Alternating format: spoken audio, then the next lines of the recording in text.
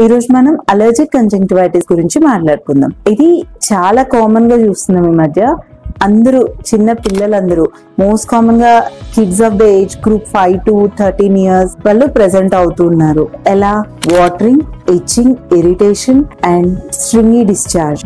ఈ పేషెంట్స్ అందరూ కామన్ గా ఏమని ప్రెసెంట్ చేస్తున్నారు వాళ్ళ పేరెంట్స్ అంటే, బాగా రబ్ చేసేస్తున్నాడు, టీవీ చూస్తున్నా నీళ్ళు కారిపోతున్నాయి, మా బాబు కొంచెం సేపు సన్ లో వెళ్ళినా డస్ట్ లో వెళ్ళినా ఐస్ బాగా రబ్ చేస్తున్నాడు, రెడ్ అయిపోతున్నాయి, స్వెల్లింగ్ ఉంటుంది అని కంప్లైంట్ చేస్తున్నారు. ఇది ట్రీటబుల్ కండిషన్. జస్ట్ మీ ఆప్థల్మాలజిస్ట్ దగ్గరికి వెళ్తే డ్రాప్స్ ఇచ్చి దీన్ని ట్రీట్ చేస్తారు.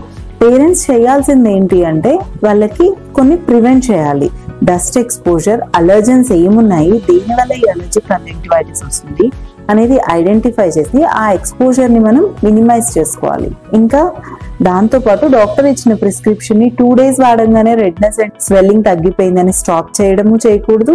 అండ్ డాక్టర్ ఇచ్చిన డ్రాప్స్ తో మంచి రిలీఫ్ వచ్చింది అని చెప్పి లాంగ్ టర్మ్ కంటిన్యూ కూడా చేయకూడదు. డాక్టర్ ఎలా చెప్పారో ఆ ప్రిస్క్రిప్షన్ ప్రకారం ఫాలో అయ్యి రెగ్యులర్ గా మనం ట్రీట్మెంట్ తీసుకుంటూ ఉంటే చాలా వరకు దీన్ని కంట్రోల్లో పెట్టుకోవచ్చు. అండ్ అలర్జిక్ కంజంక్టివైటిస్ ఉండే కిడ్స్ లో మనం మెయిన్ గా అవాయిడ్ చేయవలసింది ఏంటి అంటే ఎక్సెసివ్ రబ్బింగ్. వాళ్ళ ఎక్సెస్ గా కళ్ళు రబ్ చేయడం వల్ల యాంటీరియర్ గా ఉండే black portion of the eye, cornea ఉంటుంది కదా, దాని థిన్నింగ్ జరుగుతుంది.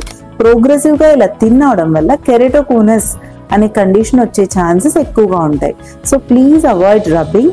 ఆ రబ్బింగ్ ని ఎక్సెస్ గా చేయకూడదు అనుకుంటే మనం కూల్ కంప్రెసెస్, ఐస్ ప్యాక్స్ కానీ కూల్ వాటర్ తో ఫేస్ వాష్ చేయడం కానీ చేస్తే సరిపోతుంది. అండ్ ప్రాంప్ట్ గా ట్రీట్మెంట్ ఫాలో అయ్యి డ్రాప్స్ యూజ్ చేస్తే ఈ ప్రాబ్లమ్ ని మనం ప్రివెంట్ చేయొచ్చు.